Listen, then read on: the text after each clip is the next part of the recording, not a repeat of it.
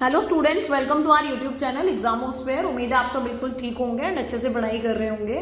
आज हम basically ancient and medieval Indian political thought की जो आपकी सीरीज चल रही है उसमें चैप्टर 9 को कवर करेंगे, जिसमें हम मेजरली दो थिंकर्स को कवर करने वाले हैं, कबीर एंड गुरु नानक। ठीक है, एंड इसमें भी हम बेसिकली सिंक्रेटिज्म को ही फॉलो अप करेंगे। अब सिंक्रेटिज्म का मतलब क्या होता है बहुत सारे स्टूडेंट्स को नहीं पता होगा। हिंदी में इसको समन्वयवाद भी कहते हैं। सिंक्रेटिज्म को एक तरीके से ऐसा कह देते हैं, ये एक तो इंग्लिश टर्म है, मतलब इसको इंग्लिश टर्म मतलब अगर इन जर्नल देखा जाए ना तो ये जो टर्म है ये इंडिकेट कर रहा है बेसिकली कि जब डिफरेंट डिफरेंट जो आपके ये रिलीजन्स है ना, जब इनको मिलाकर, इनके थॉट्स को मिलाकर, ऐसे डिफरेंट डिफरेंट फिलॉसफीज को मिलाकर जब आप एक अलाइनमेंट क्रिएट करने की कोशिश करते हो ना, तो सिंक्रेटिज्म उस पर फोकस करता है। ठीक है, तो कबीर और गुरु नानक क्या कहते हैं इसके बारे में, इनके क्या थॉट हैं, उसको एक बार हम लोग देखेंगे अपने इस लेक्चर में। ठीक है, इसके अलावा एक तो जरूरी बात है, पब्लिक एडमिनिस्ट्रेशन इन इंडिया की आपकी सीरीज कंप्लीट है। Constitutional value and fundamental duty, India's foreign policy, Indian government and politics, ये जो चीजें हैं ना ये आपकी ऑलरेडी कंप्लीट है। इनकी प्लेलिस्ट अपलोड है ऑलरेडी चैनल पे। सो आप लोग अपने जूनियर को या अपने फ्रेंड्स को जरूर से शेयर कर देना, क्योंकि अब एग्जाम बहुत पास है। सो वो लोग आराम से प्रिपेयर कर सकते हैं। जो भी स्टूडेंट्स न्यू है चैनल पे या फिर जिसने अब तक भी टेलीग्राम चैनल ज्वाइन नहीं किया है, प्लीज इसको ज्वाइन कर लेना, लाइक शेयर एंड सब्सक्राइब जरूर कर देना, सो दैट मेरा भी मोटिवेशन बना रहे। राइट, अच्छा अब मैं आपको फटाफट से इंट्रोडक्शन देती हूँ, बेसिक है इस चैप्टर के बारे में। देखो ये सबसे बड़ी बात है कि हम जब इंडिया की बात करते हैं तो हम सबको पता है कि यार इंडिया में डाइवर्सिटी बहुत ज्यादा है। ठीक है, इंडिया का नाम सुनते ही मन में आता है क्योंकि यहाँ बहुत सारे डिफरेंट डिफरेंट रिलीजन, डिफरेंट आप ये देखोगे कि मतलब एक साथ एग्जिस्ट कर रहे हैं, है ना। हर स्टेट का अलग अलग कल्चर है, अलग अलग रिलीजन है जो एक साथ क्या कर रहा है, एग्जिस्ट कर रहा है। अब जो मेजर बात है कि यहाँ पर हम कह रहे हैं कि यहाँ पर मल्टीपल रिलीजन एग्जिस्ट कर रहा है। ठीक है, अलग अलग प्रैक्टिस है हर रिलीजन की अपनी। ठीक है, हर कोई अपने अपने कल्चर को प्रमोट करने की बात करता है, अपनी जो प्रैक्टिस है, रिचुअल्स हैं, वैल्यू सिस्टम्स हैं, इन सबको फॉलो करने की कोशिश कर रहे हैं बेसिकली। राइट, अच्छा इसके अलावा एक जो और जरूरी बातें, अगर आप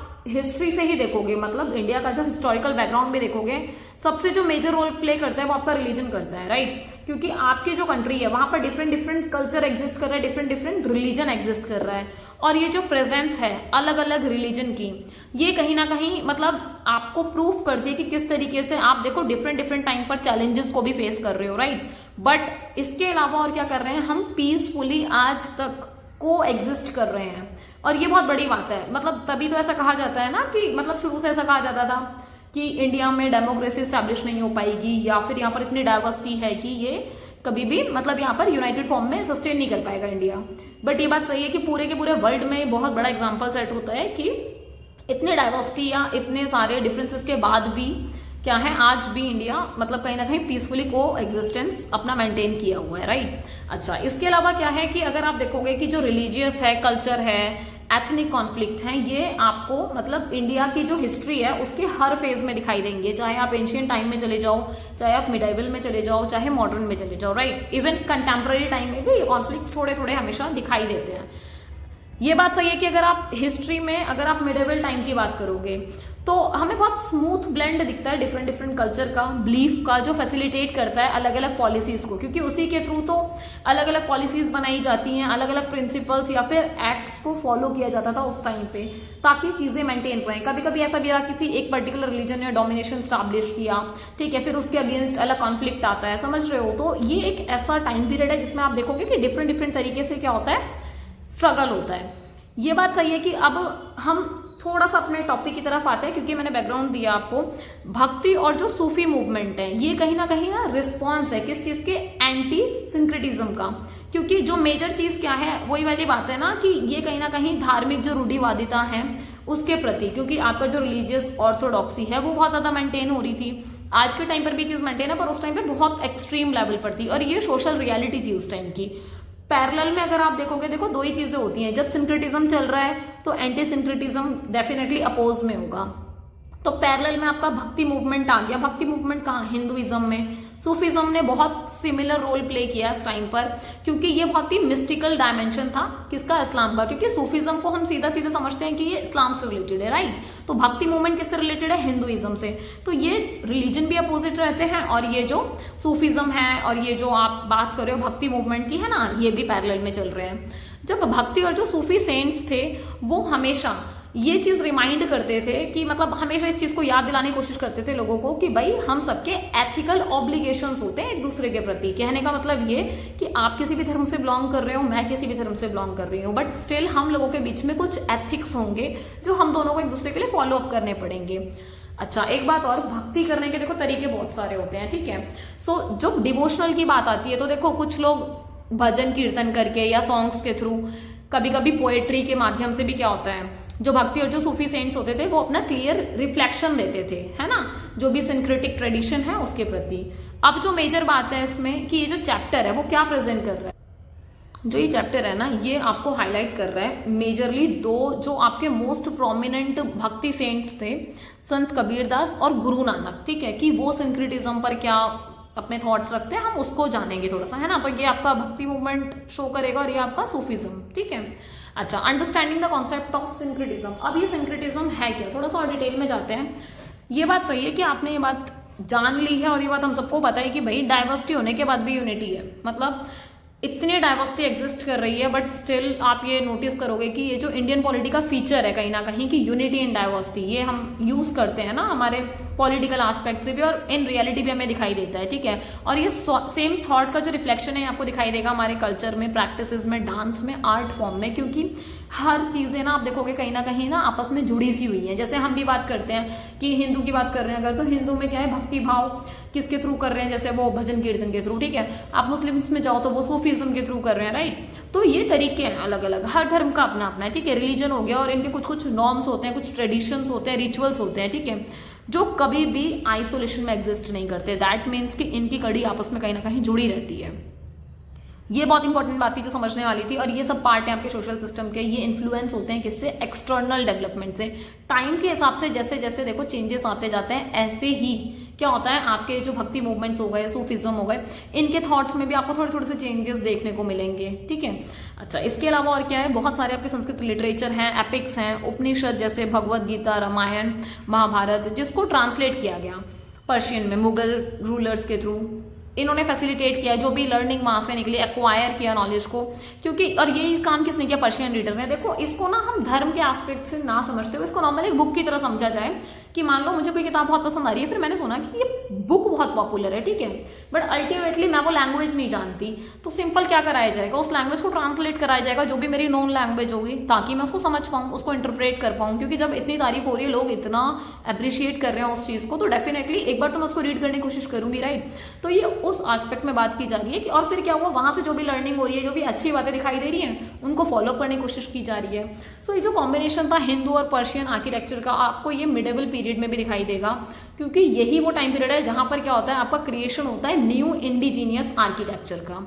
इसके अलावा आप देखोगे इंडिया और जो मुगल का आर्किटेक्चर स्टाइल है वो कहीं ना रेयरेस्ट एग्जांपल माना जाता है, काफी यूनिक माना जाता है, क्योंकि आप ये देखोगे उनके जो स्टाइल थे वो आज भी इतने पॉपुलर है या फिर इतने ज्यादा इफेक्टिव लगते हैं, वो देखने में ही इतना मन मोह लेते हैं कि ऐसा लगता है कि क्या कलाकारी रही होगी, कैसे कलर्स यूज किए गए होंगे। मतलब आज भी हम अगर देखते हैं मिडेवल टाइम के जितने भी हमारे फोर्ट्स वगैरह हैं, सो उनका स्टाइल काफी यूनिक है और उसको अप्रिशिएट आज तक किया जाता है, बिकॉज वो कला बहुत डिफरेंट थी, है ना, वो जो आर्ट थी, जिस तरीके से उसको फॉर्म किया गया, कॉम्बिनेशन किया गया, सो उस चीज़ को बहुत अप्रिशिएट किया जाता है। मुगल के जो मतलब मुगल टाइम पे जो रूलर्स थे, हिंदू मुस्लिम जो इंट्रैक्टेड, मतलब ये कहने वाली बात है कि आप ये देखो कि भले ही रिलीजन अलग अलग है बट एग्जिस्ट तो एक साथ कर रहे हैं ना एक ही टाइम पे। बस फर्क इतना हो सकता है कभी किसी ने किसी को डोमिनेट कर दिया, ठीक है, और कोई क्या हो गया, कोई सप्रेस हो गया, बट एग्जिस्ट तो एक साथ कर रहे हैं। तो फॉर्मली इनफॉर्मली ये इंटरेक्ट कर रहे हैं आपस में। आर्टिस्ट हो गए, सेंट्स हो गए, ठीक है, प्रीचर्स, क्राफ्टमैन, पेंटर, ट्रेड्स, ये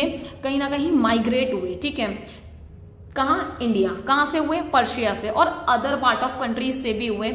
इनके जो इंट्रैक्शन थे उन्होंने कहीं ना कहीं बहुत हेल्प किया ये जो सिंक्रेटिक ट्रेडिशन है इस डोमेन में एक रिस्पेक्टिव फॉर्म में ना मतलब डेवलप होने के लिए बहुत हेल्प हुई इस चीज़ से। इसके अलावा अगर आप मिस्टिकल लेवल पर देखोगे तो ये देखो, मिस्टिकल लेवल में आप एक चीज़ समझते हो कि ये बहुत मिस्टिक है ना, बहुत रहस्यमय बातें हैं, बहुत सारी चीज़ें हैं, बहुत सारे ऐसे बिलीफ हैं, एक्सपीरियंसेस हैं जिनको फॉलो अप किया जाता है। और ये बात भी सही है कि हिंदू और मुस्लिम में ये जो सिंक्रेटिज्म का भाव जो पैदा हुआ है, जो उभरा, इसमें आप देखोगे स्पेशली ना पोएट्री की बात की जाती है कबीर और गुरु नानक के माध्यम से, कि लाइक पोएट्री पर काफ़ी जोर देकर अपनी बातों का प्रचार प्रसार किया गया, या फिर क्या किया गया, उनको मतलब लोगों तक स्प्रेड किया गया। ये जो वर्ड है सिंक्रिटिज्म, मतलब वैसे देखा जाए तो टेक्निकली ये क्या है, आपका लैटिन वर्ड है, राइट। और ये किससे बना है, सिंक्रिटिमस से बना है। एक बार ना ये जो वर्ड की स्पेलिंग है इनको जरूर से नोटिफाई कर लेना, बिकॉज ये आपको मतलब आप अपने आंसर में लिख के आओगे तो काफ़ी अच्छा इफेक्ट डालता है, ठीक है। और ये वाली बात सही है कि ये जो वैसे वर्ड क्या है, सिंक्रिटिमस एक आपका लैटिन वर्ड है, बट इसको हमने मतलब आप ये देखोगे ड्रॉ कहाँ से किया, ग्रीक से। तो ओरिजिनली ये वहां से भी नहीं निकाला गया, फिर इसको ग्रीक वर्ड के साथ क्या किया गया, यूज किया गया, राइट। तो इसका मतलब क्या था, क्रेटन फेड्रियन, ठीक है। अब ये देखो कि ये बात किसकी कर रहे हैं, कि ये बात कर रहे हैं कि जो बहुत पॉपुलरली नोन होते हैं, जैसे मैंने आपको स्टार्टिंग में बताया था ना, कॉम्बिनेशन ऑफ डिफरेंट बिलीफ और फेथ्स, दैट मीन्स अलग अलग रिलीजन, अलग अलग कल्चर जो है फॉलो कर रहा है, राइट, अलग अलग बिलीफ को फॉलो कर रहा है। यहाँ पर बात किसकी हो रही है, उन्हीं को कंबाइन करने की, कि उनको कंबाइन फॉर्म में बहुत सुंदर आप क्या कर सकते हो, एनालाइज करके बहुत सुंदर अपनी खुद की फाइंडिंग्स कर सकते हो। सो सेम कबीर ने और गुरु नानक ने यही किया था, ठीक है। सो यहाँ उसकी बात हो रही है। सिंक्रिटिज्म इंक्लूड करता है किस चीज़ की, कि ये मर्ज कर रहे हैं, एसिमिलेट कर रहे हैं सेवरल ओरिजिनल डिफरेंट ट्रेडिशंस को, मतलब इन्होंने अलग अलग डिफरेंट ट्रेडिशंस को उठाया, डिफरेंट जो रिलीजन की थियोलॉजीज हैं, मतलब जो थ्योरीज वगैरह हैं उनको उठाया और उन सबको कंबाइन कर बहुत शानदार फाइंडिंग्स को क्रिएट करने की कोशिश की। जैसे आप देखोगे इन लोगों का बहुत कॉमन और बहुत पॉपुलर चीज़ें क्या, कि ये एकेश्वरवाद की बात करते हैं, दैट मीन्स की वननेस ऑफ गॉड की, राइट, कि वो कहते हैं भगवान एक ही है, ठीक है। बस हम सबके मतलब हम सब अलग अलग नाम से पुकारते हैं इसको, अदरवाइज भगवान है कि आपके लिए कुछ है, मेरे लिए कुछ है, हम अलग अलग नामों से इसको कहते हैं, पर है तो वो एक ही चीज़, राइट। तो ऐसे आप देखोगे कि इसमें डिफरेंट आपको एस्पेक्ट्स दिखाई देंगे। ये बात सही है कि इसमें आपको मेन फीचर्स दिखाई देते हैं किसी भी सिंक्रेटिक अकरेंस के, कि क्या क्या होते हैं। जो कॉमन कम्युनिटी होती है, जैसे आप देखोगे जोग्राफिक कम्युनिटी हो गई आपकी, सोशल ग्रुप हो गए, वो सेम चीज़ फॉलो अप कर रहे होते हैं, ठीक है। इसका एक एग्जांपल आप ऐसे समझ सकते हो, जैसे अगर आप हिंदू की ही बात करोगे तो हिंदू के अंदर भी बहुत सारी डाइवर्सिटी दिखाई पड़ती है, ठीक है। पर एक पर्टिकुलर आपको ऐसा दिखाई देगा कि कुछ पर्टिकुलर लोग होंगे जो सिर्फ देवियों को पूजते होंगे, ठीक है, कि जी हमारे यहाँ तो देवी पूजती है। कोई कहेंगे जी हमारे यहाँ तो मतलब जैसे किसी मतलब भोले बाबा का नाम ले लो, मोहन बाबा का नाम ले लो, कि हाँ जी हमारे यहाँ तो ये पूजते हैं, समझ पा रहे हो। तो पर्टिकुलर सोशल ग्रुप, पर्टिकुलर जो जोग्राफिक कम्युनिटी होती है उसका बहुत फैक्टर होता है। इसी तरीके से interaction of different cultures in the same community, जब आप सेम कम्युनिटी में होते हो। अब इसका एक एग्जांपल, जैसे मैंने जस्ट अभी आपको क्या कहा कि किसी के यहाँ पर जो देवी होती है वो पूज रही है, राइट, कि हम मतलब मान लो कि किसी के जैसे ये ए है ये बी है, ठीक है। मैं एक एग्जांपल देके समझा देती हूँ ताकि आपको क्लियर हो जाए, ठीक है। अगर इन्होंने कहा कि भाई हमारे यहाँ पर कौन है, मतलब डिवाइन में अगर देखा जाए तो चलो देवियाँ पूज रही हैं, ठीक है, यहाँ देवी पूज रही हैं, ठीक है। यहाँ पर मान लो मतलब फॉर एग्जाम्पल यहाँ पर भोले बाबा का एग्जाम्पल ले लेते हैं, मैं सिर्फ मतलब इजीली हम समझ पाए इसलिए मैं जस्ट एक एग्जांपल दे रही हूँ। सो इसको एग्जांपल समझ के साइड कर देना, राइट। तो अब क्या हो रहा है, ये जो पर्टिकुलर लोग यहाँ रहते होंगे तो वो तो ओनली देवी को पूज रहे हैं, ठीक है। ऐसे ही ये बी वाले जितनी कम्युनिटी के लोग रहते होंगे वो भोले बाबा को पूज रहे हैं, बट ऐसा भी तो होगा ना कि ये एक पर्टिकुलर जो एरिया है ये भी तो आपस में एक दूसरे को क्या कर रहा होगा, इन्फ्लुएंस कर रहा होगा ना। तो यहाँ यही बात हो रही है कि डिफरेंट कल्चर, समझ पा रहे हो। हालांकि इसका एक और बेस्ट एग्जांपल हो सकता है, जैसे आप सी ले लो, ठीक है। अब सी में अगर देखा जाए, हम बहुत बेसिक बात कर रही हूँ मैं, राइट। अगर सी में अगर देखा जाए, अगर हम मुस्लिम कम्युनिटी को लेते हैं, ठीक है, सो जो आपकी मुस्लिम कम्युनिटी है वो अपने रिचुअल्स अलग फॉलो अप करती है, बट आप स्टिल देखोगे कुछ रिचुअल्स में क्या होता है कि कुछ चीज़ें, बहुत बेसिक चीज़ें आपको ऐसे दिखेंगी कि इन्फ्लुएंस नजर आएगा।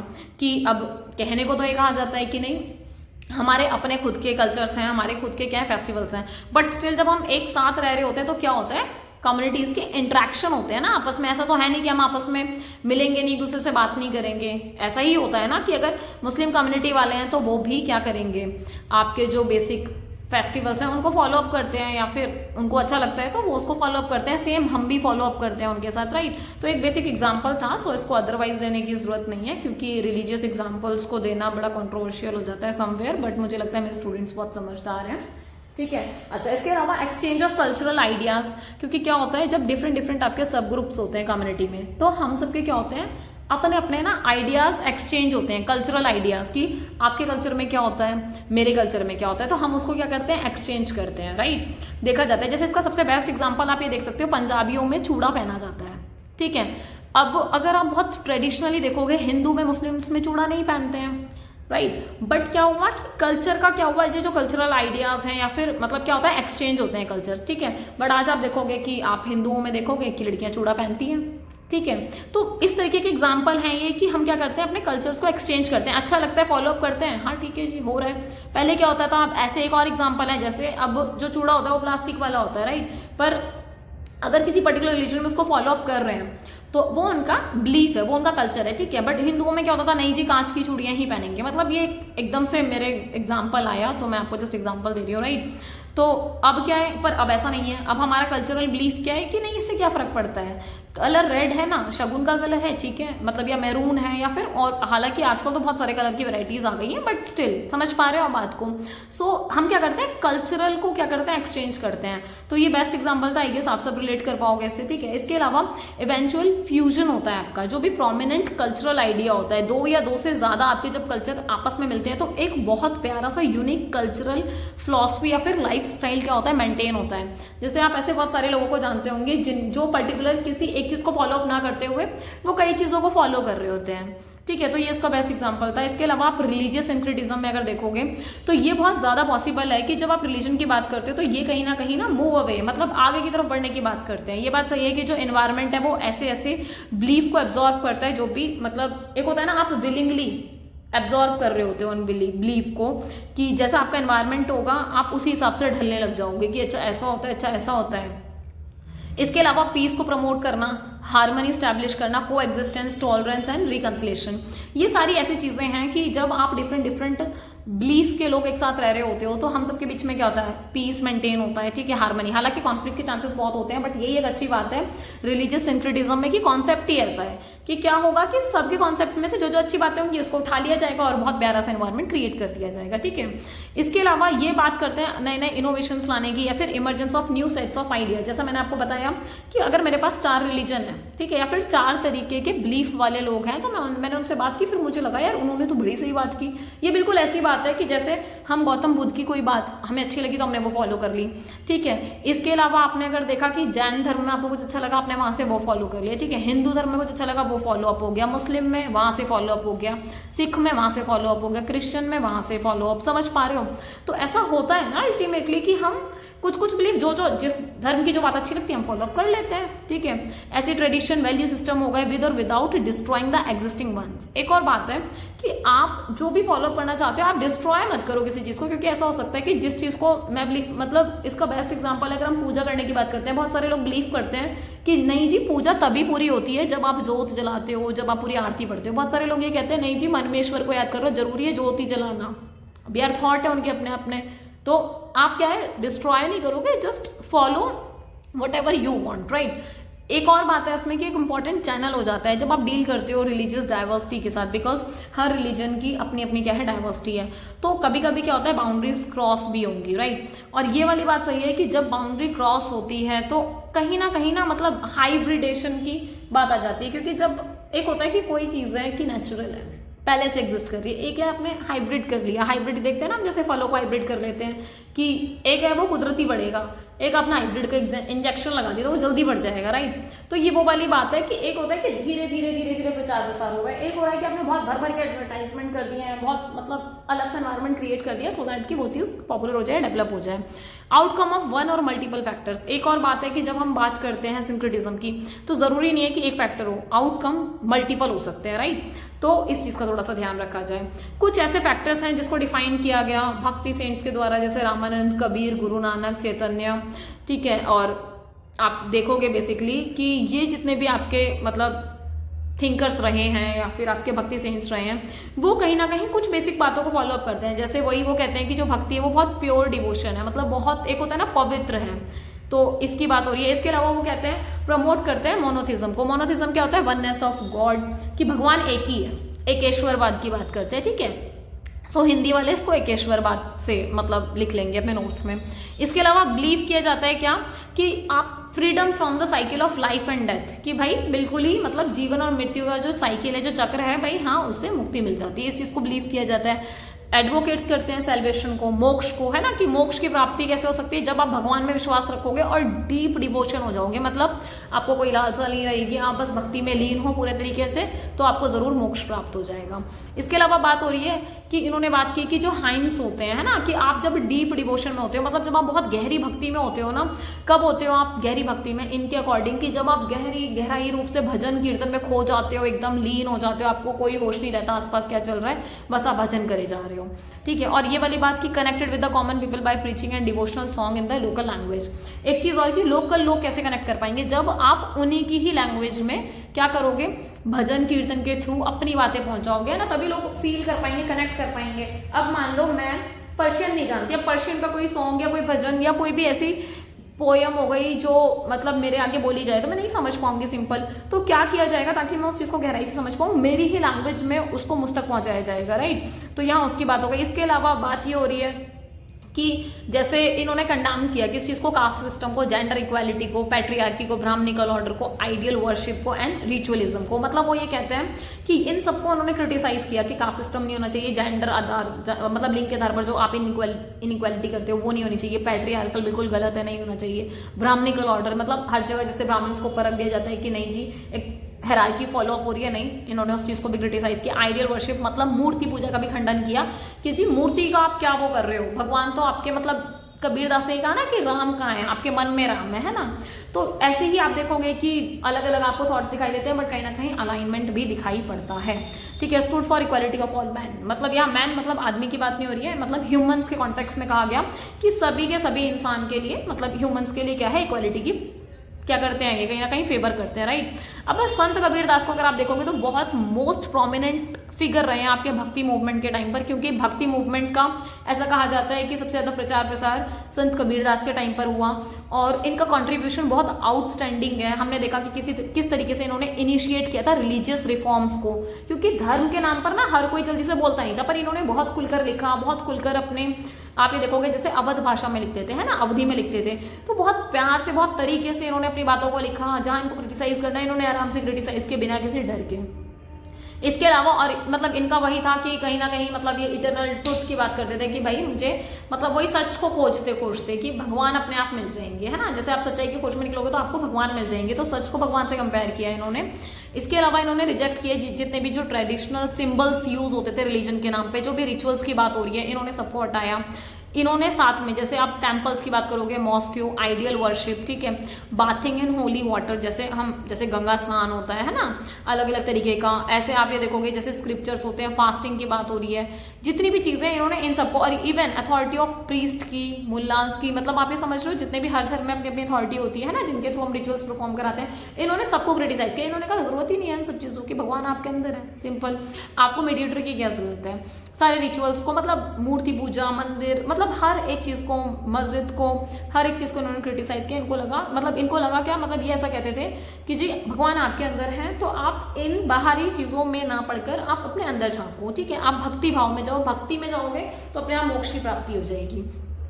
इसके अलावा इन्होंने एम्फेसाइज किया स्ट्रिक्ट एथिकल कोड पर, जैसे कि गुरु नानक, मतलब एक आप देखोगे ना गुरु नानक के थॉट्स भी हम इसमें पढ़ेंगे, ठीक है, तो उसकी बात हो रही है। और इन्होंने क्या कहा, जो गुरु है ना, एंड द हाउस होल्डर, मतलब वो ये कह रहे हैं कि मान लो कोई गुरु है, मतलब जहां आप जिनसे शिक्षा ग्रहण कर रहे हो, राइट, और एक बात हो रही है हाउस होल्डर की, मतलब कोई गृहस्थ जीवन में है, तो उनके लिए बताया कि हाँ भाई आप किस तरीके से अपनी चीजों को फॉलो कर सकते हो। तरीका वही सिंपल कि आप अपने अंदर झांको, अब आपके अंदर ही भगवान है। कबीर कहीं ना कहीं बात करते हैं किस चीज़ की, कि वो ये कहते हैं जो लव है, कंपैशन है, ब्रदरहुड है, पीस, ह्यूमैनिटी, ये कहीं ना कहीं कॉन्स्टेंटली अगर रिपीट होती है तो आप ये लगा लो कि आप भगवान से जुड़ते जाते हो। मतलब अच्छाई की बात कर रहे हैं कि जितना हम आपस में प्यार से रहेंगे, जितना शांति से भाईचारे से रहेंगे, तो ये सारी की सारी चीज़ें आपको कहीं ना कहीं भगवान के और करीब लेके जाती हैं। और वो बात करते हैं जैसे राम, हरि, गोविंद, अल्लाह, खुदा, साहिब, वो कहते हैं कि इन सबको, वो क्या कह रहे हैं, ये सब एक ही है। मतलब वो कहते हैं कि आपको इन सबसे मिलना है ना, अगर सारे भगवानों का नाम लेके कहते हैं, जैसे आपके लिए राम हो सकता है, मेरे लिए हरि हो सकता है, किसी के लिए गोविंद हो सकता है, किसी के लिए अल्लाह, किसी के लिए खुदा, समझ पा रहे हो, किसी के लिए साहिब हो सकता है। तो हम सब बात किसकी कर रहे हैं, एक ही भगवान की बात कर रहे हैं, ठीक है। और इन तक पहुंचने का माध्यम क्या, वही प्यार से रहो, कंपैशन के साथ रहो, भक्ति में लीन रहो, ये सारी चीज़ें। कबीर की जो फिलॉसफी ऑफ लाइफ है या फिर आप ये देखोगे कि इन्होंने किस तरीके से अपनी जो राइटिंग्स थी उसमें इन्होंने क्या किया, रिजेक्शन किया। जितनी भी आज के टाइम पर कंटेम्प्रेरी इनइक्वालिटीज़ हैं, सोचो जो आज एग्जिस्ट कर रही है, इन्होंने अपने टाइम पर उस टाइम पर ही लिख दी थी, ठीक है। इनजस्टिस की बात हो गई, सोशल डिसऑर्डर की, जो भी मतलब चीज़ें हैं इन्होंने भाई खोलकर क्रिटिसाइज किया बिना किसी डर के। जैसे एक टाइम वो था कि जिस टाइम पर लोग लिखते थे सिर्फ और सिर्फ उस टाइम पर राजा को प्रसन्न करने के लिए, ठीक है। बट इनका ऐसा थॉट नहीं था, इनका ये था कि क्योंकि भक्ति भाव में लीन थे ना, तो बहुत ऑनेस्ट होकर लिखी चीज़ें। तो कबीर जो है वो कहीं ना कहीं लिबरेट मैनकाइंड वाली बात थी, from narrow division and guided them towards moral upliftment. इनका फोकस ये था कि भाई नैतिक रूप से आप क्या करो, अपलिफ्ट कर जाओ, ऊपर उठो, उत्थान होगा आपका नैतिक रूप से, तो आप अपने आप ही भगवान के बहुत क्लोज हो जाओगे। संत कबीरदास कहीं ना कहीं बहुत मिस्टिक सेंट पॉइंट रहे हैं, क्योंकि वही भक्ति भाव का जो टाइम पीरियड है मिडेवल इंडिया में, इनके थ्रू बहुत स्प्रेड होता है और बहुत पॉपुलर होता है। ये बात सही है कि बहुत सारे डिसएग्रीमेंट भी दिखाई देते हैं कबीर की डेट को लेकर, प्लेस ऑफ बर्थ को लेकर, क्योंकि किसी को नहीं पता कि कहाँ जन्म हुआ एग्जैक्टली, कोई ऐसा प्रूफ नहीं है, ठीक है, किस तारीख को हुआ। पर मतलब वही वाली बात है कि ऐसा मोस्टली जो चीज़ एग्री कर जाए फिर उसको मान लेते हैं जर्नलाइज। तो इन जर्नल अगर देखा जाए तो ऐसा कहा जाता है कि ये वाराणसी उत्तर प्रदेश में मतलब इनका जन्म हुआ था, वहाँ के निवासी रहे, ठीक है। 15th सेंचुरी में पोएट थे, कंटेम्प्रेरी कौन थे उस टाइम पर, सिकंदर लोदी थे। और ये बात समझ लो कि मतलब कहीं ना कहीं बहुत रेडिकल आइडियाज़ उस टाइम पर चलते थे, तो इनको रेडिकल आइडियाज़ के लिए बहुत जाना जाता था। ये बात सही है कि जो कबीर हैं उनके देखो बहुत ज़्यादा ना आपको हिस्ट्री या फैमिली के बारे में नहीं पता चलेगा, पर इन जनरल जो बात होती है उसी को फॉलो अप करते हैं कि ऐसा कहा जाता है कि वीवर या फिर जुलाहा की जो फैमिली थी वहाँ पर उनका क्या हुआ था, जन्म हुआ था, और इन्होंने क्या किया था, इस्लाम से खुद को क्या किया था, कन्वर्ट कर लिया था, ठीक है। नहीं एक minute, who were indigenous converts to Islam but was strongly influenced by his teacher the Hindu bhakti leader Ramanand. कहने का मतलब क्या है कि इन्होंने इस्लाम में खुद से अपनी मर्जी से इन्होंने कन्वर्ट किया खुद को, ठीक है। और क्या किया कि जो मतलब इनके गुरु थे रामानंद, वो कौन थे, हिंदू थे, ठीक है, हिंदू भक्ति लीडर, उनसे बहुत ज़्यादा क्या थे, इन्फ्लुएंस थे। कबीर जो है वो लोकल डायलेक्टिक्स को फॉलो अप करते थे, क्योंकि देखो रोजाना की लाइफ में जब आप घूम घूम के क्या करते हो, लोगों को उपदेश देते हो या बातें करते हो, बहुत ज़्यादा ज़रूरी है कि लैंग्वेज ऐसी हो ताकि लोग समझ पाएं। ऐसा ना हो ना कि हिडन ट्रुथ रह जाए और लोग सुन ही नहीं पा रहे। तो वो कहते हैं जो लिसनर्स हैं वो जब सुने तो उनके जो कंसाइंस में ये चीज़ जानी चाहिए कॉन्शियसली, कि वो समझ पाए, उससे रिलेट कर पाए। मान लो मैं कोई लैंग्वेज समझ ही नहीं पा रही, मेरे आगे किसी और लैंग्वेज की बात चल रही है या कोई सॉन्ग चल रहा है, कोई भजन चल रहा है, भाई मैं समझ ही नहीं पाऊंगी, तो वो मैं कितना ही सुन लूँ उसको, वो मेरे अंदर जाएगा ही नहीं, क्योंकि मैं रिलेट नहीं कर पा रही, है ना। इसके अलावा उन्होंने अपनी मोस्ट ऑफ दी जो लाइफ है वो सॉलिट्यूड में, मीडिएशन में गुजारी, और उनका ये था कि ओरल प्रीचिंग करते थे, मतलब बोलकर मौखिक उपदेश देते थे वो। और उनका एक ही काम था कि वो कहते थे कि भाई जितना हो सके शांत और आध्यात्मिक रूप से, मतलब उनका स्वभाव बहुत ज़्यादा ना सिंपल था, एकदम सादा थे, वो बहुत पेशेंस वाले थे। और उनका ये था कि भाई घूम घूम कर ओरल प्रीचिंग करनी है ताकि लोगों के ऊपर रिफ्लेक्शन पड़े इन सारी चीज़ों का। ये बात भी सही है कि इस टाइम पर मतलब जैसे उन्होंने कंक्लूड किया तो उन्होंने किसी ऐसे ट्रीटीज़ के थ्रू बहुत ज़्यादा नहीं लिखा, उन्होंने ओरल प्रीचिंग करी थी। जो फेथ थे उनके, जो फॉलोअर्स थे, उन्होंने फिर उन फेथ्स को लिखा अपने हिसाब से। और मतलब बहुत सारे आपको हिस्टोरिकल पीरियड्स में इनके बारे में दिखाई देगा। कबीर का एक सबसे स्पेसिफिक वे था लिखने का, क्या, दोहा। वो कपलेट्स की फॉर्म में लिखते थे, ठीक है। और ये वाली बात सही है कि जब आप कपलेट्स की फॉर्म में लिखते हो ना, तो ये ऐसी वाली बात है जैसे आप ये देखोगे कि जैसे भजन वगैरह हो गए, जैसे डिवोशनल सॉन्ग हो गए, मतलब ऐसा कहा जाता है कि बहुत फाइनेस्ट स्पिरिचुअल, मतलब वो ऐसी बातें थी, इतनी गहरी बातें थी कि पढ़ते ही उन लिरिक्स को जब आप पढ़ोगे, जो पोएटिक क्वालिटी थी ना, मतलब बहुत इंटेंस होती थी, मतलब बहुत गहराई से। इन सबको कंपाइल किया गया, इन सबको प्रिजर्व किया गया। जैसे आप देखोगे आदि ग्रंथ में, पंचवाणी में, सर्वांगी में, बीजक में, ग्रंथावली में, मतलब आप ये देखोगे कि इन सब में क्या है, आज के टाइम पे आपको इनका रेलिवेंस भी बहुत दिखाई देगा और लोग बहुत शौक से पढ़ते हैं। अच्छा, इसके अलावा he did not associate himself completely. अच्छा, एक बात और थी कि भले ही मतलब उनका जो धर्म परिवर्तन का रीजन ही एक तरीके से ये था कि ना तो मैं हिंदू में काउंट होता, ना मैं मुस्लिम में काउंट होता। मतलब उन्होंने कभी खुद को कहा ही नहीं कि नहीं जी मैं हिंदू हूँ, नहीं जी मैं मुस्लिम हूँ, या मैं सिख हूँ, ईसाई हूँ, नहीं, उन्होंने कभी खुद को एसोसिएट किया ही नहीं, ठीक है। वो हिंदू और मुस्लिम दोनों के बीच में भर भर कर पॉपुलर थे। क्यों, रीजन क्या था, क्योंकि लोग उनसे डायरेक्टली कनेक्ट होते थे, उनकी फीलिंग्स से, जो सेंटिमेंट्स थे लोगों के, वो मतलब ऐसे थे कि वो जुड़ जाते थे।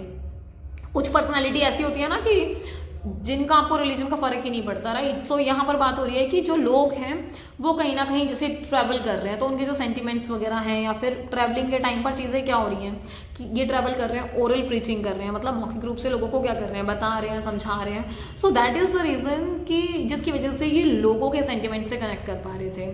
आप ये दोहा भी पढ़ सकते हो, मतलब जहाँ आपको एक एग्जांपल दिखता है कि किस तरीके से इन्होंने, इवन कबीर के दोहे तो हम सब ने पढ़े हैं और सुने हैं, तो हम सबको पता ही होगा ऑब्वियसली, ठीक है। इसके अलावा वो कन्वे करते हैं मैसेज लव का, एम्पैथी का, वननेस ऑफ गॉड का, फेलो फीलिंग टू ऑल। कहने का मतलब यही कि भाई प्रेम, सहानुभूति, ईश्वर की एकता, भाईचारे की भावना के साथ रहो। मतलब उन्होंने यही चीज़ें मतलब स्प्रेड की लोगों में ज़्यादा से ज़्यादा, और बहुत इंक्लूसिवली जो अप्रोच है उसको फॉलो अप किया गया। ये एस्पिरेशन थी सोसाइटी की। वो ये कहते हैं कि आप जब, एक होता है ना, अच्छाई को अच्छाई से जीत सकते हो, तो ये सिंपल वो वाली बात है कि जब सोशली और इकोनॉमिकली जो भी मार्जिनलाइज्ड लोग थे हिंदू और मुस्लिम्स में, उनके अंदर भी उन्होंने ये एस्पिरेशन पैदा की ताकि उन लोगों का भी क्या हो, भला हो पाए।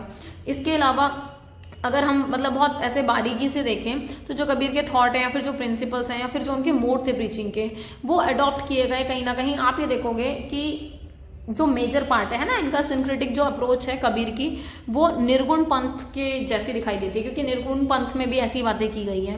उन्होंने अपोज किया हिंदू में जो कास्ट की हायरार्की होती है, आइडियल वर्शिप, क्योंकि मूर्ति पूजा बहुत ज़्यादा होता है, ठीक है, और ब्लाइंड रिचुअल्स की, कि भाई बहुत सारे ऐसे रिचुअल्स हैं जिनका कोई सिर पैर ही नहीं है, मतलब पता ही नहीं है। सती प्रथा होती थी, ठीक है, हिंदुओं में। अब कोई पूछे क्या रीजन है, तो नहीं था रीजन, ऑल दो वो खत्म हो चुकी है, ठीक है। बट एक बात समझ पा रहे हो कि बिना सिर पैर के रिचुअल्स चला करते थे। आज भी बहुत सारे ऐसे रिचुअल्स हैं जो हम सबको ऑब्वियसली नहीं पता कि ऐसा क्यों होता है, बस ये है कि करते हैं। अगर हम अपने घर में भी बहुत सारे ऐसे रिचुअल्स देख सकते हैं अपने रिलीजन में जो फॉलो अप होते हैं। अगर हम अपनी मदर को पूछते हैं तो मम्मी कहेंगी कि पता नहीं भाई ऐसे ही होता आया है। अपनी दादी से पूछ ले, दादी से पूछो, वो कहेंगी भैया ऐसे ही होता है, पीछे से भी ऐसे ही चलता है, हमारी माँ भी ऐसी ही करती थी। समझ पा रहे हो बात को? दैट मीन्स कि they don't know logic, they are just saying कि भाई फॉलो अप होता है, ऐसे हम कर रहे हैं, सिंपल, ठीक है। और यही काम समवेयर हम भी कर लेते हैं कभी कभार, मतलब अनइंटेंशनली, पता नहीं होता फिर भी कह देते हैं अरे नहीं नहीं ऐसा ही करते हैं। क्यों? अरे ऐसा ही होता है, करो तुम करो काम। समझ पा रहे हो बातों को? क्योंकि लॉजिक नहीं है तो ऐसे ही होता है, बात खत्म, ठीक है। तो यहाँ उसकी बात हो रही है कि इन्होंने मतलब जो भी ब्लाइंड रिचुअल्स हैं उन्होंने इनको फॉलो, मतलब इन्होंने उस चीज़ को क्या किया, अगेंस्ट किया या अपोज थे, ठीक है। अच्छा, इनके जो व्यू थे ब्रह्मा पर या फिर एक होता है माया पर, तो इन्होंने कहीं ना कहीं मतलब एक होता है ना कि आप ये देखो कि हिंदू धर्म से ही इन्होंने क्या किया, बोरो किया उसको, क्योंकि हिंदू धर्म में चीज़ बहुत एक्सट्रीम थी, इंटेंसिटी से थी, तो इन्होंने उसको क्रिटिसाइज किया और इन्होंने कोशिश की ताकि चीज़ें लोगों में मतलब न्यूट्रलाइज तरीके से जाएं और फॉलो अप हो, बायसनेस ना आए, ठीक है। इसके अलावा ये इक्वली इन्फ्लुएंस थे बुद्धिज्म से भी, क्योंकि बुद्धिज्म का आइडिया भी बहुत अच्छा है, क्योंकि आइडिया ऑफ सेल्वेशन, मोक्ष की प्राप्ति की बात हो रही है कि आपको फ्रीडम मिल जाएगा, किससे, साइकिल ऑफ बर्थ से एंड डेथ से, कि बार बार जन्म और मृत्यु का जो चक्र है आप उससे आजाद हो जाओगे, ठीक है। और जो लाइफ थी सिंबलाइज सिंक्रेटिज्म की, मुस्लिम जो पेरेंट्स बट हिंदू गुरु, ये बात सही थी कि ऐसा देखो कि क्या सिंक्रेटिज्म का बढ़िया कॉन्सेप्ट निकाला। फैमिली में मुस्लिम हैं, ठीक है, गुरु कौन है, हिंदू हैं, और वो कहीं ना कहीं सुप्रीम गॉड किसको बोल रहे हैं, राम को बोल रहे हैं, ठीक है। और यही सबसे बड़ी बात है एक हिंदू सेंट की कि वो अपने आप को देखो किसी पर्टिकुलर धर्म से ना जोड़ते हुए भी क्या कर रहे हैं, मतलब मन में राम लेकर और मतलब अच्छाई की तरफ, प्यार की तरफ, करुणा भाव की तरफ फॉलो अप कर रहे हैं। और ये कंबाइन आइडियाज, ट्रेडिशन, प्रैक्टिसेस जो डिफरेंट डिफरेंट स्टैंड्स में आपको दिखाई देती है, हिंदू में भी और मुस्लिम्स में भी, इन्होंने उनको कंबाइन किया और इंडिया का जो कल्चर है, ठीक है, उसको सिंक्रेटाइज किया। क्योंकि कबीर जो एक ऐसे सेंट्स थे जिन्होंने इतना बड़ा आइकन जनरेट किया, एक तरीके से icon not in that way कि जैसे हम धर्म का एक रिलीजन, हर रिलीजन का अपना अपना होता है ना, जैसे कि हम मतलब सिंबल की बात नहीं कर रहे हैं यहाँ पर, राइट। तो ये वो आइकन नहीं है, ये एक इंडिविजुअल ऐसे आइकन बने ताकि इन्होंने सिंक्रेटिज्म के कॉन्सेप्ट को इतना मतलब बखूबी तरीके से लेके आए। जो कबीर थे वो कहीं ना कहीं निर्गुण सेंट थे, क्योंकि उन्होंने कभी भी खुद को किसी निर्गुण, समझ पा रहे हो ना, कि किसी एक पर्टिकुलर रिलीजन से आप बिलोंग नहीं कर रहे हो, ठीक है, किसी पर्टिकुलर रिलीजन से बिलोंग नहीं किया। और इन्होंने कहा कि जो वर्शिप है वो बिल्कुल फॉर्मलेस है, कोई उसका क्या है, कोई फॉर्म नहीं है, ठीक है। आप बस अपने सच्ची आत्माओं का सच्चे मन से भगवान को याद रखो। उन्होंने एडवोकेट किया बहुत स्ट्रांगली कि आप सेंस ऑफ वननेस पर देखो कि ईश्वर एक ही है, ठीक है। पूरी की पूरी कम्युनिटी को इन्होंने डिवोट कराया कि भाई साहब आपकी जो डिज़ायर है पर्सनल गेन्स की है, जो भी है वो सब एक तरफ है, पर आप जब डिवोट हो जाते हो अपने मतलब पूरे मन से तो आप उस चीज़ को पा लेते हो, ठीक है।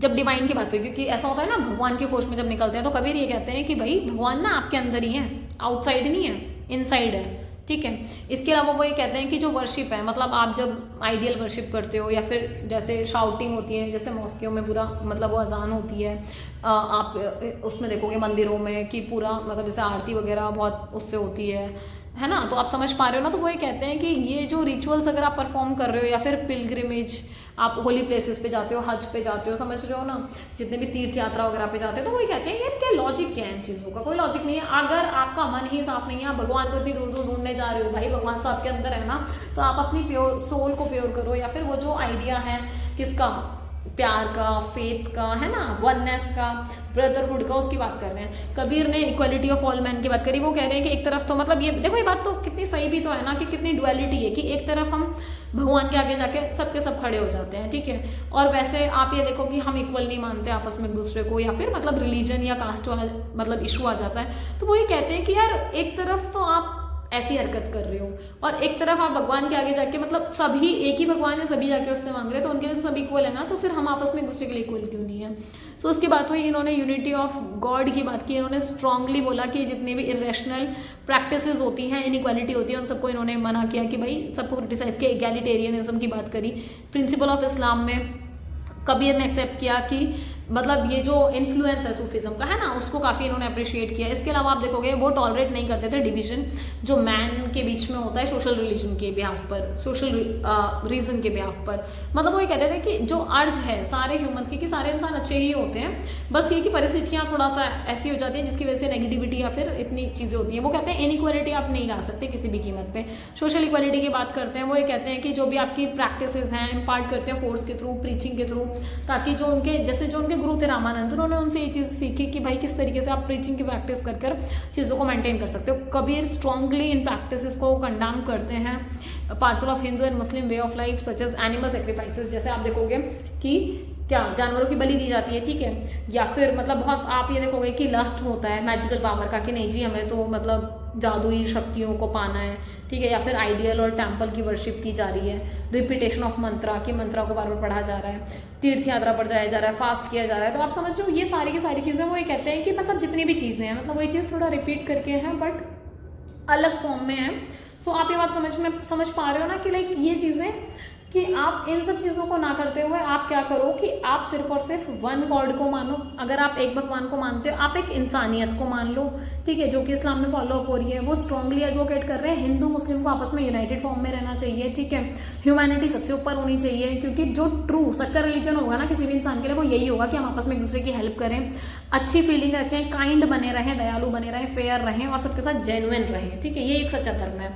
वो रिफ्यूज करते हैं कि भाई ना तो मैं वेद को मान रहा ना मैं कुरान को मान रहा, क्योंकि वो कहीं ना कहीं मतलब रिवील करते हैं स्क्रिप्चर्स को वही की सेम टाइम पर, क्योंकि आप देखोगे ब्राह्मण्स को और मतलब वही ये जो वर्ड्स उन्होंने यूज़ किए जैसे मुल्लाओं को समान रूप से उन्होंने कहा कि जो रिलीजियस राइट्स या अथॉरिटी दी गई है ये गलत है। क्योंकि क्या होता है कि आपने देखा कि ये जो आपके पर्टिकुलर प्रीस्ट हैं जो इन रिचुअल्स को परफॉर्म कर रहे हैं वो हमेशा ऊपर रहेंगे अथॉरिटी में, ठीक है, वो जो चाहे वो कराएं, तो ये तो बहुत गलत है ना। तो मतलब कबीर इस चीज़ को कह रहे हैं कि नहीं जी ऐसा नहीं है, आप पर्टिकुलर अथॉरिटीज़ को फॉलो कर ही क्यों रहे हो। तो वो इन अथॉरिटीज़ को भी मतलब क्या करते हैं क्रिटिसाइज करते हैं कि लाइक नहीं होना चाहिए। हिंदू ट्रेडिशन में जैसे आप ये देखोगे बेसिकली संन्यास की बात हो रही है, ठीक है, रिनंसिएशन की बात हो रही है, त्याग वगैरह की बात हो रही है। यहाँ बात होती है कि भाई जो फाइनल आश्रम है आपका, फाइनल स्टेज है ना आश्रम सिस्टम में आप पढ़ते हो जो चौथी वाली होती है उनकी बात हो रही है। तो वो यही कहते हैं कि भाई आप मतलब इस त्याग व्याग की बात कर रहे हो, मतलब मेन बात क्या है कि वो ये कह रहे हैं कि आप ये देखो कि संन्यास वगैरह में लोग निकल जाते हैं, ठीक है, इससे क्या होता है जो यंग पीपल है ना उनका क्या होता है मोह भंग हो जाता है। और ये बात सही है कि वो खुद को त्याग करने का धोखा देते हैं, उनको लगता है कि नीचे हम त्याग रहे हैं, जबकि वो बिलीव करते हैं कि लिबरेशन का मतलब ही क्या है। लिबरेशन का मतलब है कि आप आइसोलेटेड रह रहे हो, है ना, लाइफ से। मेन चीज़ क्या है कि आप लड़ाई झगड़ों से बचे रहो, ठीक है, आप नेगेटिविटी चीज़ों से, बेईमानी से, गलत कामों से अगर नहीं जुड़े होंगे ना तो आप तब भी सन्यासी का जीवन ही जी रहे होंगे, ठीक है। कबीर का फुल फेथ था हिंदू डॉक्ट्रिन्स पर, जैसे वो रिबर्थ वाली बात होती है जैसे हिंदू धर्म में होता है ना कि नहीं जी पुनर्जन्म होता है और ये सारी चीज़ें हैं। तो उनकी बात करते हैं, कर्म की बात करते हैं, वो कहते हैं कि भाई प्योरिटी ऑफ लाइफ के लिए वो खड़े रहते हैं, हाई मॉरल कोड्स को फॉलो अप करते हैं, सच्चाई की बात करते हैं, मर्सी दया भाव की, सेल्फ डिसिप्लिन की, हमें कंट्रोल होना चाहिए, ज़रूरत है तो भाई खुद को पूरा का पूरा सरेंडर कर दो यूनिवर्स के आगे, भगवान के आगे, क्योंकि जब आप सरेंडर कर देते हो तो आप पूरे भक्ति में लीन हो जाते हो, और जब भक्ति में लीन हो जाते हो तो आपको मुक्ति अपने आप मिल जाती है, राइट। अच्छा, अब कंक्लूजन की बात करी जाए तो जो कबीर है, मतलब ये बात सही है कि बहुत रेडिकल थिंकर थे, सोशल रिफॉर्मर भी माना जाता है अपने टाइम के। उन्होंने अपनी पूरी की पूरी लाइफ इसी चीज़ में, मतलब पूरी सोसाइटी को बुनने में निकाल दी ताकि वो सर्टेन प्रैक्टिसेस के लिए अवेयरनेस लेके आ सकें। ओरल मिस्टिक पोएट थे, क्योंकि बोल बोल कर ही उन्होंने क्या किया, ओरल प्रीचिंग की। और उन्होंने बात करी कि जो हमारे अंदर की इनर साउंड होती है, हमारे अंदर जो रोशनी है, लाइट है, उसको अर्ज करो। उसको उन्होंने बात करा कि आप उसको मेडिटेशन बनाओ, उसको मेडिटेट करो, है ना। डिवोशन, नॉन अटैचमेंट, ये ऐसी चीज़ें हैं जिसकी वजह से क्या होता है कि सारे के सारे जो नेचर ऑफ रिलेशनशिप है वो ट्रांजिस्टरी हो जाते हैं। अब बात आती है गुरु नानक की। सो गुरु नानक का अगर आप देखोगे तो मैं इसी के कंटिन्यूएशन में ही शुरू कर रही हूँ, ठीक है। सो साथ साथ नोट्स बनाते चलना। गुरु नानक का अगर आप देखोगे तो ऐसा कहा जाता है कि ये यंगेस्ट वर्ल्ड का जो मेजर रिलीजन है ना, मतलब वो सिखिज्म है। ये बात सही है कि इसको आप भक्ति सेंट्स में, जैसे आप कबीर हैं आपके, ठीक है, उन्हीं की तरह हम यहाँ इनके थॉट्स को पढ़ने की कोशिश करेंगे। कीरत कर्ण, इन्होंने, मतलब आप ये देखोगे कि इन्होंने क्या किया, earning ones living by working honestly, क्योंकि मेन क्या काम है, ईमानदारी से काम करके अपना पूरा का पूरा जीवन यापन किया, पूरा जीवन बिताया, ठीक है। नाम जपना, ये आप ना ऐसे, ये इनके क्या है, आप ये देखोगे इनके फॉलो अप होती हैं यहाँ पर ये चीज़ें, ठीक है। Naam Japna, so remembering and reciting God's name, कि हम बार बार क्या करते हैं, जैसे हम बार बार भगवान का नाम जपते हैं ना, नाम जप करते हैं ना, जैसे 108 बार राम का नाम या फिर वो राधे कृष्णा का मंत्र होता है ना, उसको हम वो करते हैं, तो ऐसे ही यहाँ पर भी होता है। और थ्रू मेडिटेशन एंड वंश चखना। अब एक चीज़ और देखो, आप इसमें वंश चखना की बात कर रहे हैं, ध्यान की बात कर रहे हैं, कि जब आप ये सारी चीज़ें करते हो तो आप सेल्फलेसली सर्व कर रहे होते हो और आप शेयर कर रहे होते हो क्या, अपनी इनकम को, रिसोर्सेज को हर किसी के साथ, including the less fortunate were the philosophical basis of Guru Nanak teaching. ये बात सही है कि गुरु नानक की जो शिक्षाएं हैं, आप उसमें देखोगे कि बहुत कम ऐसी बातें लिखी गई हैं जहां पर वो बात कर रहे हैं फॉर्चुनेट की, राइट, बहुत लेस फॉर्चुनेट की बात की गई है। मेजर चीज़ क्या है कि इन्होंने स्ट्रांगली अपोज किया है किसको, एम्प्टी रिचुअलिज्म को, मतलब वही कि जो जितने आपके जो खोखले कर्मकांड है, जिनका कोई लॉजिक नहीं है, सेम चीज़ उन्होंने बात की वहाँ पर, ठीक है। इन्होंने कहा कि जितनी भी सोशल प्रैक्टिसेस हैं जो डेरोगेटरी हैं, मतलब अपमानजनक हैं, जिनके कोई सिर पैर नहीं है, ऑर्थोडॉक्स हैं, विक्टिमाइजेशन ऑफ पुअर, वीक्स के साथ गलत हो रहा है, विमेंस के साथ सोशल और इकोनॉमिक ग्राउंड पर चीज़ें गलत हो रही है, तो इन्होंने उन सबको अपोज किया। गुरु नानक जो है वो रिलीजियस फिलॉसफी के साथ खड़े रहते हैं, उन्होंने अपोज किया। जितने भी जो वेदांतिक फिलॉसफी है उसको अपोज कर रहे हैं, वो ये कह रहे हैं कि जैसे उन्होंने भी निर्गुण सेंट्स की से ही क्या किया, वो एलिमेंट ड्रॉ किया, क्या कि जो कास्ट सिस्टम है उसको अपोज करेंगे, सेम कबीर ने भी वही किया था, ठीक है। इसके अलावा इन्होंने कैरी फॉरवर्ड किया successive 9 gurus both in theory and practices. इन्होंने क्या किया, जितने भी इनके जो 9 गुरु थे, उनके जो भी शिक्षा है, उनके जो भी सिद्धांत, उनकी जो टीचिंग है ना, उनके जो भी चीज़ें जिसको कैरी फॉरवर्ड करते थे, इन्होंने भी उसको आगे बढ़ाया। इनके जो फॉलोअर्स थे, जो आप ये देखोगे जैसे गुरु नानक हैं, ठीक है, सो वो इनकी सक्सेसर। अब आप ये देख रहे हो कि यहाँ पर क्या है, जैसे 9 गुरु की बात हो रही है, तो हर गुरु क्या कर रहा है, जैसे उनका एक शिष्य है तो वो अपने ही गुरु की चीज़ों को क्या कर रहे हैं, एज अ सक्सेसर आगे बढ़ा रहे हैं। और यही वो चीज़ें हैं जिनको आप देखोगे, गुरु और शिष्य का यही डिसिप्लिन है जिसको फॉलो अप किया जाता है। गुरु नानक है, ऐसा कहा जाता है खत्री फैमिली में मतलब जन्म हुआ था इनका, और बेसिकली जो जिला था वो क्या था, तलवंडी, ननकाना साहिब, जो आज के टाइम पर पाकिस्तान में है, ठीक है, और शेखपुर डिस्ट्रिक्ट। अच्छा, ये बात सही है कि आप मेजरली आप अगर ये देखोगे ना कि जो इनका टाइम पीरियड था वो बहुत क्रिटिकल रहा है। गुरु नानक का जो बर्थ था वो 1469 में हुआ था, और ये वो वाला टाइम पीरियड था जिस टाइम पर वही पंजाब डिवाइड हो गया था सोशल पॉलिटिकल एनवायरनमेंट की वजह से, तो काफ़ी मतलब उतार चढ़ाव था वहाँ पर। ये इनकी ग्रोइंग एज थी, इन्होंने देखा कि बहुत सारे आर्ग्यूमेंट्स वगैरह जैसे मतलब उस टाइम पर हो रहे थे, जैसे आप रिचुअल्स को देखो, कस्टम्स को देखो सोसाइटी में, और इन्होंने भाई मतलब बहुत सारे ऐसे रिचुअल्स थे, इन्होंने मना कर दिया था कि जी बिना सिर पैर की बात है, मैं तो नहीं कर रहा परफॉर्म, है ना। तो बहुत सारी ऐसी सेरेमनीज थी जिन्होंने इनको लगा कि इन्होंने मतलब फाइंड आउट किया कि यार ये तो बेसलेस है, ऑर्थोडॉक्स है, मतलब कोई सिर पैर नहीं, बस जबरदस्ती फॉलो अप हो रही है, ठीक है। उनकी जब शादी हुई, जैसे वो शादीशुदा थे तो ठीक है, शादी होने के बाद उनके 2 बच्चे हुए, एंड ये वो टाइम पीरियड था जहाँ पर आप ये देखोगे कि मेजर चेंजेस दिखाई देते हैं इनके थॉट प्रोसेस में, क्योंकि अर्ली 20s में नानक मूव टू सुल्तानपुर, ये सुल्तानपुर की तरफ मतलब मूव कर गए थे, और ये एक इम्पॉर्टेंट टाउन था क्योंकि ये आप देखोगे कि ये एक ऐसी रोड थी जो लाहौर और मतलब दिल्ली से गुजर रही थी, ठीक है। Where he worked as a clerk in the Lodi administration, और ये वो टाइम पीरियड था, इनका ना कि यहाँ थॉट प्रोसेस बहुत चेंज होगा कि लोधी एडमिनिस्ट्रेशन में ये काम कर रहे थे उस टाइम पर। ये बात सही है कि उस टाइम पर 30 ईयर ओल्ड थे, और जो इनके एक्सपीरियंस थे ना वो बहुत डिफरेंट थे, क्योंकि ये कहीं ना कहीं डायरेक्ट एनकाउंटर हो पा रहे थे जैसे गॉड से, और इन्होंने मतलब इस टाइम पर रियलाइज किया कि कितना डीप कनेक्शन है, या मतलब जो स्पिरिचुअलिज्म वाला भाव है ना वो उस टाइम पे निकल के आया। इन्होंने बहुत दूर दूर तक क्या किया, ट्रैवल किया, अपने थ्रू आउट लाइफ इन्होंने पूरा देखा, चीज़ें समझी, और फिर उन्होंने ये मैसेजेस स्प्रेड करने शुरू किए कि पीस कितना ज़रूरी है, harmony, unity, tolerance, equality, justice to all people at all place. इन्होंने बात की कि भाई हर जगह पर जस्टिस की ज़रूरत है, मतलब not for particular place, right. इसके अलावा इन्होंने बात की कि इनके टाइम पर जो गुरु नानक थे, मतलब वही Hindu and Muslims were living in proximity and continuous formal and informal interaction with one other. यही चीज़ हमने पहले भी पढ़ी कबीर के कॉन्टेक्स्ट में भी, कि ये वो टाइम पीरियड था जिस टाइम पर देखो हिंदू मुस्लिम, ये बात मैं बार बार कह रही हूँ कि टाइम पीरियड ऐसा है कि कभी मुस्लिम्स ने हिंदुओं को डोमिनेट किया, कभी हिंदू ने मुस्लिम्स को, राइट। बट अभी हम क्या बात कर रहे हैं कि जो प्रॉक्सिमिटी थी भाई, चाहे फॉर्मल हो चाहे इनफॉर्मल हो, हमेशा इंटरेक्शन रहा है। कभी ऐसा नहीं रहा कि कभी इंटरेक्शन किया ही ना हो, ऐसा नहीं हुआ, ठीक है। और इस इंटरेक्शन का रिजल्ट क्या था कि आपस में कॉपरेशन करना सीखा, सिंक्रेटिज्म का भाव पैदा हुआ। ये वो पीरियड था जिसमें रिलीजियस जो डिस्क्रिमिनेशन है, हेट्रेड, इनटॉलरेंस, वायलेंस बहुत पीक पे था, बट स्टिल ये चीज़ें डेवलप हुई, ये बहुत बड़ी बात थी। इन्होंने डिफरेंट जो जगह है वहाँ पर क्या किया, अपनी यात्राएं की, ठीक है। भाई वाला जो हैं, आप ये देखोगे कि मतलब आप ये देखोगे कि इनके ना कुछ लोग ऐसे होते हैं ना हम सबकी लाइफ में कि जो पर्टिकुलर मोमेंट के लिए जुड़ते हैं साथ में, पर वो फिर ताउमर जुड़े ही रह जाते हैं, ठीक है। सो हिंदू एंड भाई मर्दाना, तो आप ये देखोगे कि एक मुस्लिम, इनके साथ मतलब पूरा आप ये देखोगे कि लाइफ टाइम तक आजीवन साथी रहे उनके। गुरु नानक आप ये देखोगे कि उन्होंने डिनाउंस किया atrocities of the ruler and condemn the ritual ceremonies that were derogatory, inhuman and promoted inequality. इन्होंने सीधा सीधा खुलकर, जैसे कबीर ने बिना डरे इन चीज़ों के ऊपर लिखा और अपनी बातें कही ना, सेम इन्होंने भी यही किया कि इन्होंने खुलकर ऐसे रिचुअल्स को, ऐसे सेरेमनीज को जो इनह्यूमन है, या मतलब एक होता है ना कि जो डेरोगेटरी है कि अपमान करिए, इंसल्ट फील करा रही है, या फिर इनइक्वालिटी को प्रमोट करिए, इन्होंने उन सबको क्या किया, क्रिटिसाइज किया। उस टाइम पर आप ये देखोगे कि जो टाइम पीरियड था ना वो डिवाइड किया जाता था रिलीजन के आधार पर, कास्ट, जेंडर और क्लास, क्योंकि उस टाइम पर बहुत भयंकर रूप से ये सारा डिस्क्रिमिनेशन फॉलो अप होता था। उन्होंने इसको एज अ चैलेंज लिया, इन्होंने कहा कि भाई मैं पीस को स्टैब्लिश करूंगा, मैं हार्मनी को स्टैब्लिश करूंगा, और मैं लोगों को सही रास्ता दिखाऊंगा ताकि लोग साथ में को एग्जिस्ट कर सकें। अब यही वो टाइम है जिस टाइम पर वो डिवाइन हाइंस को फॉलो अप किया जाता था गुरु नानक के थ्रू, मतलब वही उन्होंने भी एक ही बात करी कि वन द सुप्रीम लॉर्ड, मतलब इन्होंने भी वही बात करी कि ईश्वर एक ही है, सर्वोच्च भगवान सिर्फ एक ही है, ठीक है, जो कभी भी ह्यूमंस को अलग अलग कैटेगरीज में नहीं बांटता, राइट। अच्छा, इसके अलावा गुरु नानक जो है वो एक्नॉलेज करते हैं मुस्लिम्स, जैसे मुस्लिम्स में आप देखोगे अल्लाह की बात हो रही है, हिंदू में लॉर्ड की बात हो रही है, तो वही कहते हैं भाई सब एक है, हिंदू के जो भगवान है वो भी वही है, मुस्लिम्स के हैं वो भी वही है, सिखों के भी वही है, क्रिश्चियंस के भी वही है।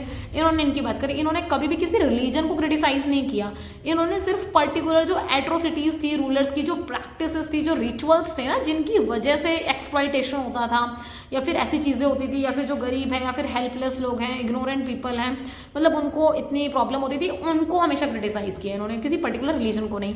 टीचिंग्स क्या थी गुरु नानक की, देखो मोनोथिज्म, ये तो मतलब कॉमन है कि ये भी एकेश्वरवाद को ही फॉलो अप कर रहे हैं। इन्होंने भी क्या कहा, इन्होंने जो ट्रुथ है मोनोथिज्म का उसको फॉलो करने की कोशिश की और लोगों तक पहुंचाने की कोशिश की कि लोगों में ये बात समझ में आए कि जो हम ये करते हैं ना, नहीं जी मेरे भगवान ये हैं, आपके भगवान तो वो है, नहीं जी हमारे भगवान तो ऐसे, आपके वैसे, मतलब ये बचपना ना कर कर आप ये चीज़ समझ लो कि भैया भगवान सारे एक हैं, आप उन्हें किसी नाम से बुला लो, मैं किसी नाम से बुला लूँ, है वो एक ही एनर्जी, ठीक है। सो इन्होंने एक ओंकार की बात करी, समझ पा रहे हो, सो वन गॉड की बात करी। उन्होंने कहा कि सिर्फ ओनली एक ओंकार है जो ड्वेल करता है हम सबका क्रिएशन, मतलब एक ओंकार नहीं हम सबको बनाया है, ठीक है। और वो कहते हैं भगवान एक है और फॉर्मलेस है, मतलब इनका ना कोई फॉर्म नहीं है, मतलब आप शेप दे दो मैं शेप दे दूँ ना, इनकी कोई फॉर्म नहीं है। वही निर्गुण डिवाइड की बात करी कि भाई निर्गुण है, कोई वो नहीं है। एब्सोल्यूट की बात करी कि भगवान एब्सोल्यूट है, राइट, क्योंकि उन्होंने ही सब कुछ करा है, गॉड ही क्रिएटर है, उन्होंने ही सब कुछ बनाया है और वही बना रहा है, अगर तो बिगाड़ेगा भी कौन, वही बिगाड़ेगा, ठीक है। तो सबसे बड़ा क्रिएटर भी वही है, सस्टेन्ड भी वही है, वही सस्टेन करके रखेगा सारी चीज़ों को निरंतर कंटिन्यू, और डिस्ट्रॉय भी वही करेगा। सो वही कहते हैं कि हम उन्हें अलग अलग नाम से, राम, रहीम, गोविंद, गोपाल, हरि, जगदीश, मतलब हम सब अलग अलग नाम से उनको भले ही पुकारे, पर भगवान एक है, परमानेंट है, इनडिनाइनेबल है, मतलब आप इसके ऊपर आप और मैं बैठकर विवाद नहीं कर सकते, ठीक है, ये मतलब विवाद करने वाली बात ही नहीं है। इसके अलावा यूनिवर्सल ब्रदरहुड और एमिटी की बात करते हैं, वो ये कहते हैं कि भैया हम सबको आपस में मतलब पूरे भाईचारे के साथ रहना चाहिए। और इनका ये मतलब गुरु नानक का ये बहुत मेजर कॉन्सेप्ट है कि यूनिवर्सल ब्रदरहुड को और एमिटी को बहुत ज़्यादा फॉलो अप करते हैं कि भाई हम सबको खुशी खुशी, हंसी खुशी, शांति से मिलजुल कर एक साथ रहना चाहिए। उन्होंने जितने भी कस्टम्स, रिलीजन्स, ट्रेडिशन, जो भी एंटायर जो स्ट्रीम है ना, जो भी डॉगमास हैं या डॉक्ट्रिन्स हैं जहाँ पर डिस्क्रिमिनेशन किया जाता है, उन्होंने इसको ना सीधा सीधा क्या किया, क्रिटिसाइज किया है। ये जो कॉन्सेप्ट है, जैसे हम गॉड की बात करते हैं, incarnation of God, caste system, जैसे भगवान के नाम पर ही हम जानवरों की बलि चढ़ा देते हैं, ऐसी ऐसी हरकतें कर देते हैं, उन सबको इन्होंने क्रिटिसाइज किया। कास्ट सिस्टम की इन्होंने वो किया, इन्होंने कहा कि भाई सब कुछ कर्म होता है, ठीक है। अगर आपको आत्मा की बात करनी है या फिर आपको सैल्वेशन, मोक्ष की प्राप्ति करनी है, तो या फिर स्वर्ग की, नर्क की बात होती है, सारी ऐसी ऐसी बातें होती हैं। वो ये कहते हैं कि भाई आप अच्छाई पर भरोसा रखो, ठीक है, गुडनेस की बात करो, गॉड एक ही है, ठीक है। आप आइडियल जो वर्शिप है उन सबको ये क्या कर रहे हैं, ये देवी देवता हो गए आपके, ठीक है, आइडियल वर्शिप हो गए, इन सबको नकार रहे हैं, मगर ऐसा कुछ भी नहीं होता, कुछ भी।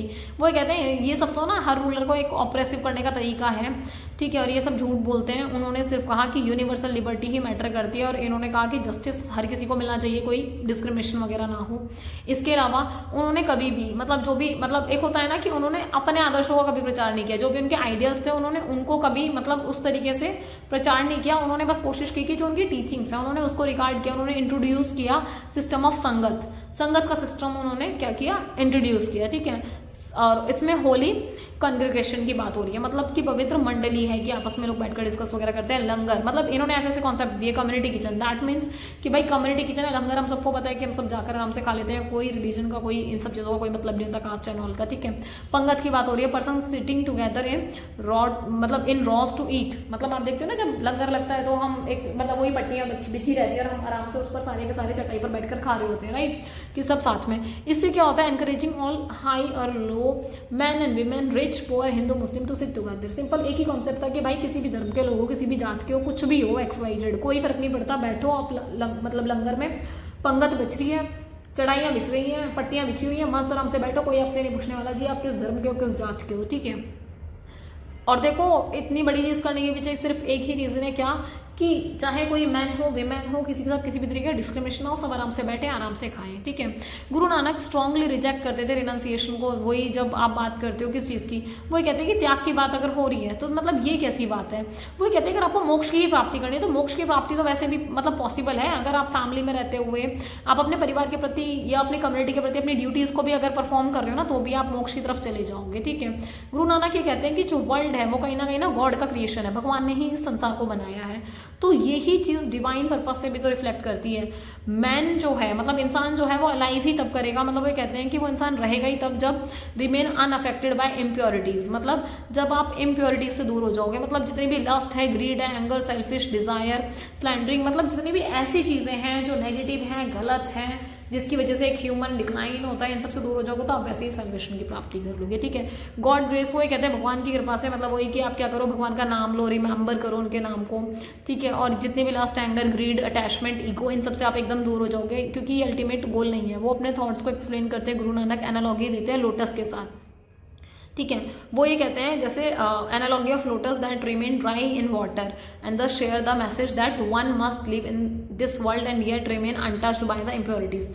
वो ये कह रहे हैं कि जैसे ना मतलब एनालॉजी समझ पा रहे हो कि कंपैरिजन करके समझाया है उन्होंने कि मतलब जैसे कमल है पानी में बहुत सूखा सा रहेगा, ठीक है, इसी प्रकार वो संदेश साझा करते हैं कि व्यक्ति को इस दुनिया में ऐसे ही रहना चाहिए, शांत रहना चाहिए, ताकि आप अशुद्धियों से अछूते रहो।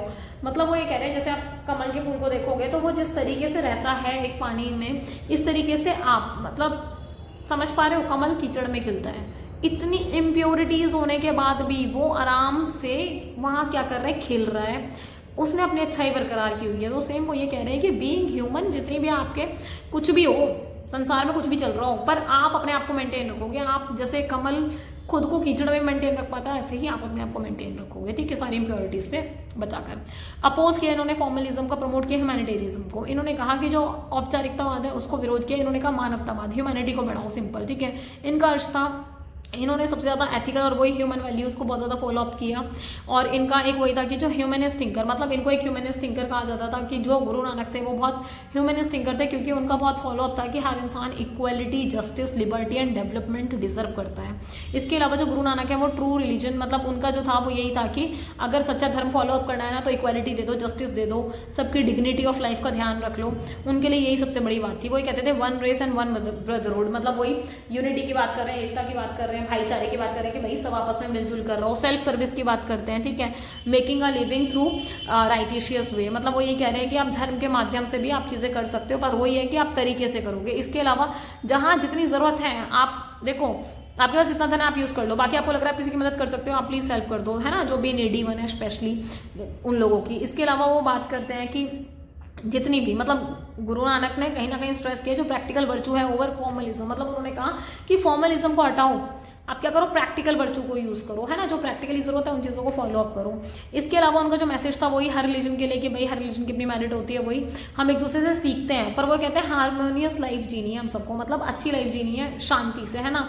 और जो एक कल्चर था कि हमें आपस में क्या करना है, फेथ मेंटेन करके रखना है। तो गुरु नानक बहुत ज़्यादा बात करते हैं इस चीज़ की कि पीसफुली को एग्जिस्टेंस बहुत ज़्यादा ज़रूरी है, कि आप भी अलग अलग फेथ के हो, मतलब आप और मेरे अंदर भी बहुत डिफरेंस होंगे, राइट, आपके फ्रेंड्स के अंदर बहुत डिफरेंस होंगे, इवन हमारे पेरेंट्स में और हमें भी बहुत सारे डिफरेंस दिखाई देते हैं, आप ये देखोगे।